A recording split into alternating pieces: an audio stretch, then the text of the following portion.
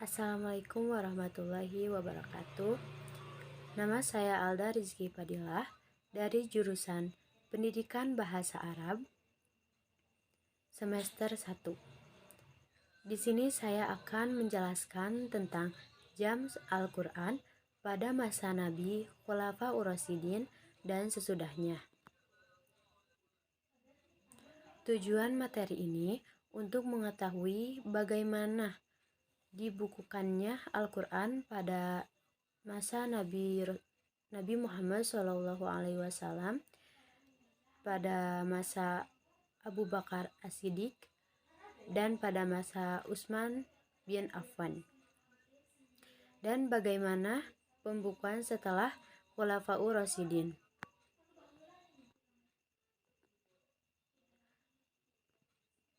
Masuk ke dalam pengertian Jam'ul Al-Quran. Kata al-jam'u berasal dari kata jama'ah yajma'u jam'an, yang berarti pengumpulan atau penghimpunan. Adapun makna Al-Quran, menurut bahasa, kata Quran adalah bentuk masdar. Kata benda verbal dari qoro'a yang berarti membaca, baik membaca dengan melihat tulisan ataupun secara menghafal. Jadi, Jam'ul Quran berarti upaya mengumpulkan Al-Quran yang berserakan untuk diteliti dan diselidiki. Nah, sekarang masuk ke dalam pengumpulan Al-Quran pada masa Nabi. Pada 17 Ramadan, awal Nabi diturunkan wahyu oleh Allah melalui malaikat Jibril, yaitu di Gua Hiro. Dan pengumpulan Al-Quran pada masa Nabi, Rasulullah SAW mengangkat beberapa orang sahabat yang bertugas merekam dalam bentuk tulisan semua wahyu yang diturunkan kepada Rasulullah SAW.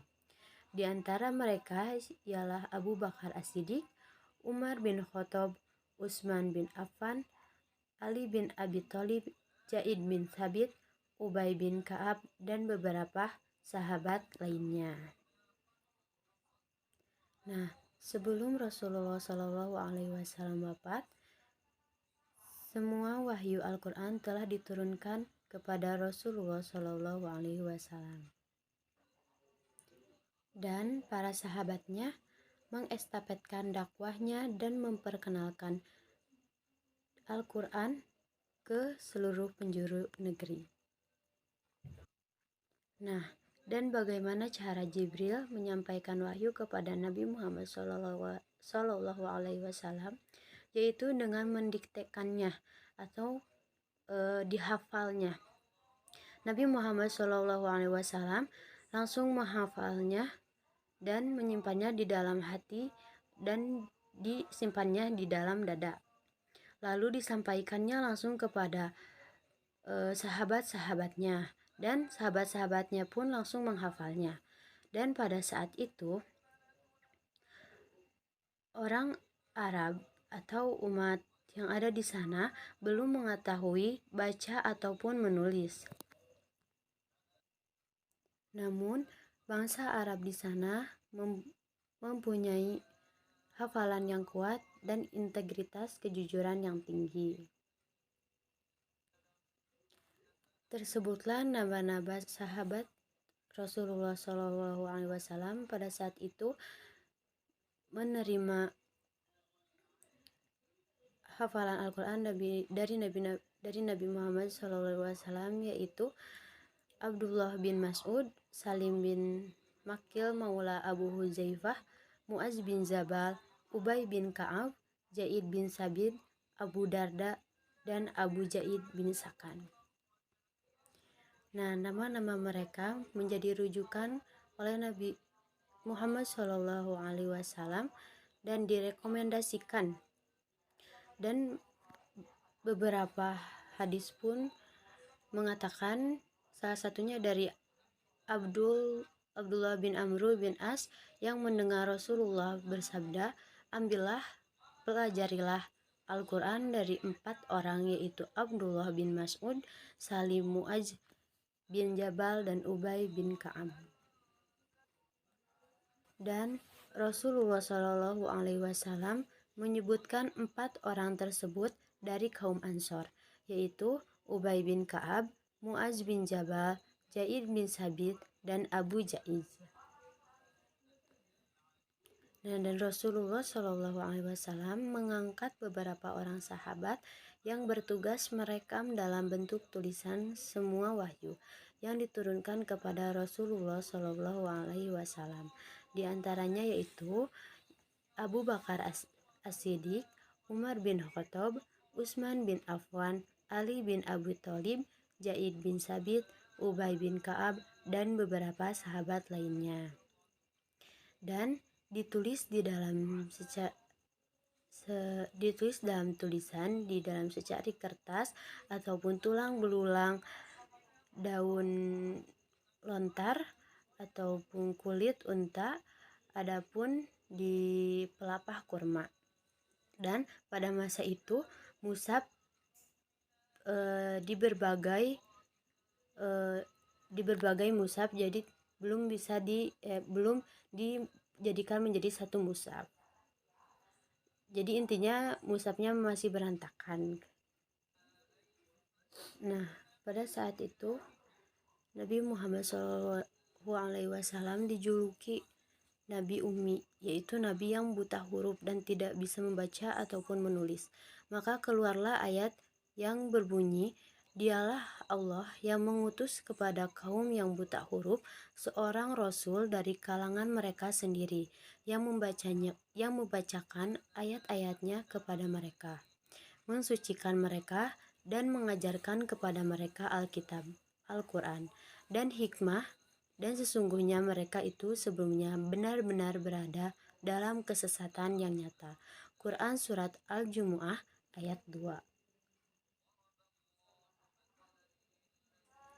Nah, sekarang tahap kedua yaitu pengumpulan Al-Quran pada masa Khulafaur Rasyidin, yaitu ada di pengumpulan Al-Quran pada masa Abu Bakar As-Siddiq dan pembukuan Al-Quran pada masa Utsman bin Affan.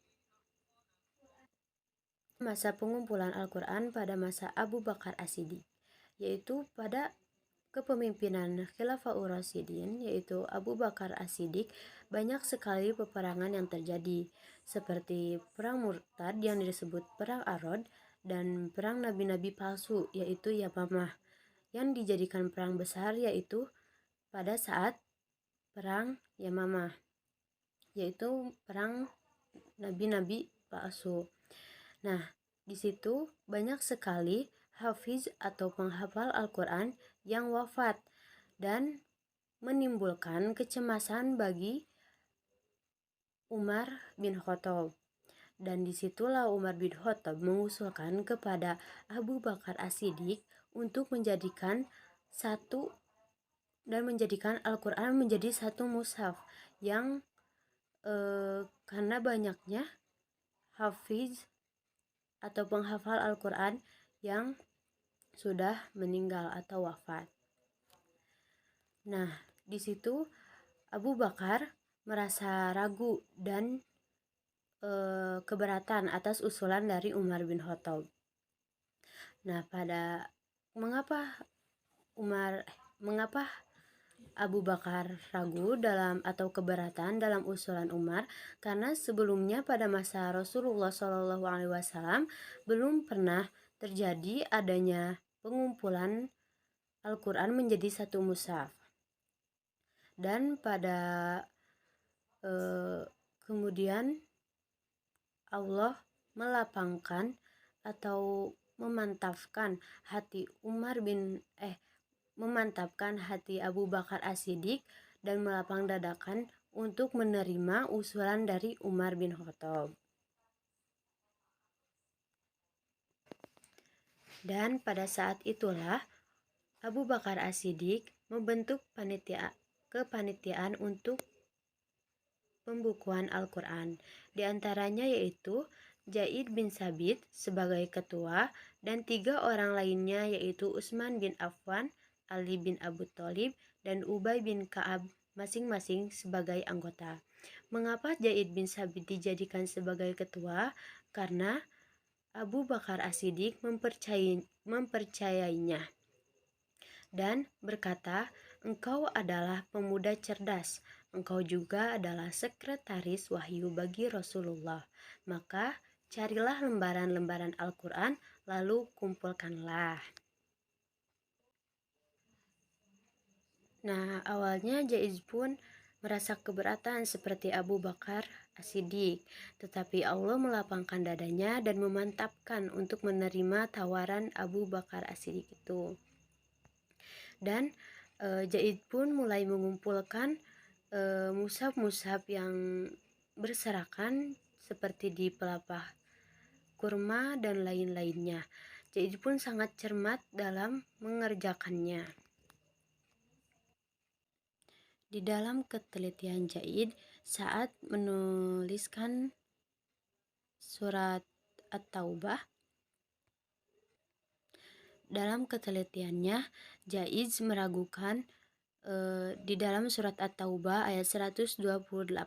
Dia yakin bahwa ada yang tertulis mushaf tersebut, akan tetapi di berbagai yang sudah dikumpulkannya tidak ada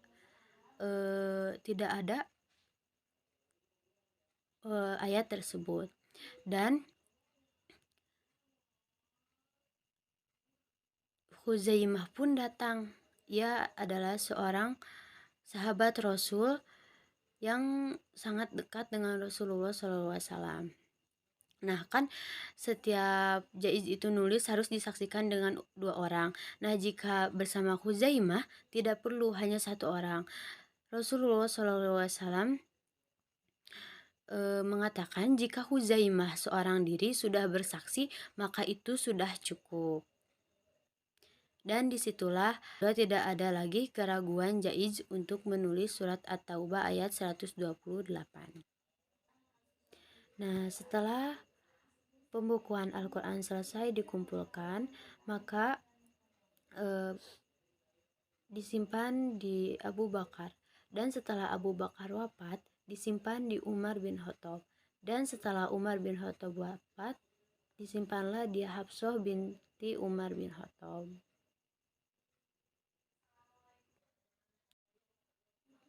Setelah keterkaitan pembukuan Al-Quran ini, Ali bin Abu Thalib berkata, orang yang paling besar pahalanya terkait mushaf adalah Abu Bakar. Semoga Allah merahmati Abu Bakar. Ia adalah orang pertama yang mengumpulkan kitab Al-Quran.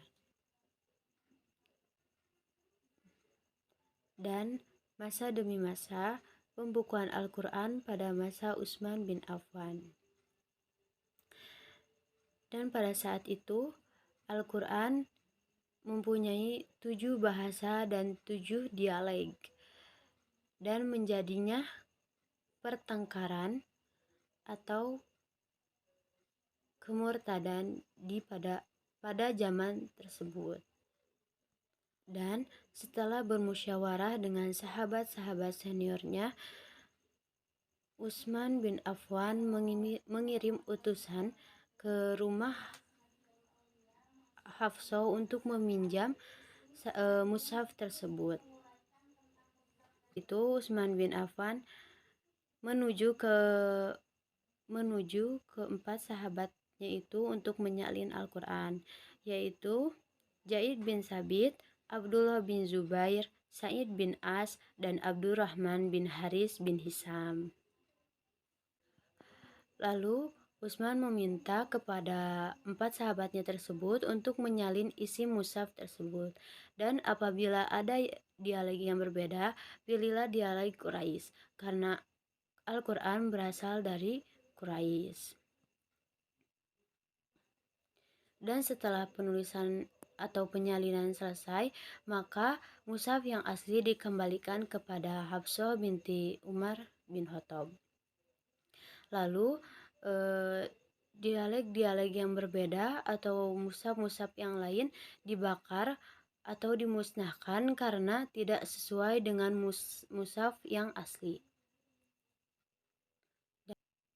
Ada beberapa manfaat dari pembukuan Al-Quran, yaitu menjadi beberapa mushaf, yaitu menyatukan kaum muslimin pada satu macam mushaf yang seragam ejaan tulisannya, menyatukan bacaan kaum muslimin, dan menyatukan tertib susunan surat-surat menurut tertib urut sebagai yang kelihatan pada mushaf-mushaf sekarang. Pembukaan Al-Quran pada masa Utsman bin Affan. Janganlah kalian mengatakan apapun tentang Utsman kecuali yang baik-baik saja. Demi Allah, apa yang ia lakukan terkait mushaf-mushaf itu telah melalui persetujuan di antara tokoh terkemuka di antara kami.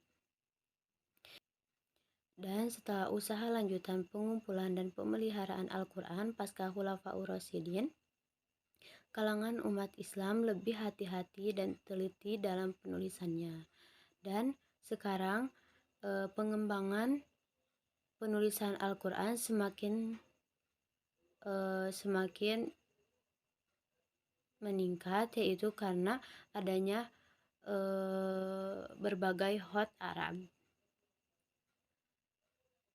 Abdul Aziz bin Marwan, seorang gubernur Mesir, setelah menulis mushaf Al-Quran, ia menyuruh umat Islam memeriksanya, seraya berkata, siapa yang dapat menunjukkan barang suatu kesalahan dalam tulisan ini akan diberikan kepadanya seekor kuda dan 30 dinar. Di antara yang memeriksa itu ada seorang qori yang dapat menunjukkan suatu kesalahan, yaitu kata naj'ah padahal yang sebenarnya najah. Quran Surat As-Sod ayat 38 sampai 20. Surat 38 ayat 23. Dan zaman demi zaman semakin canggih, lalu adanya mesin cetak Al-Quran, yaitu yang dikeluarkan dari Jerman. Sekian yang saya sampaikan tentang jam Al-Quran atau pengumpulan Al-Quran. Sekian, wassalamualaikum warahmatullahi wabarakatuh.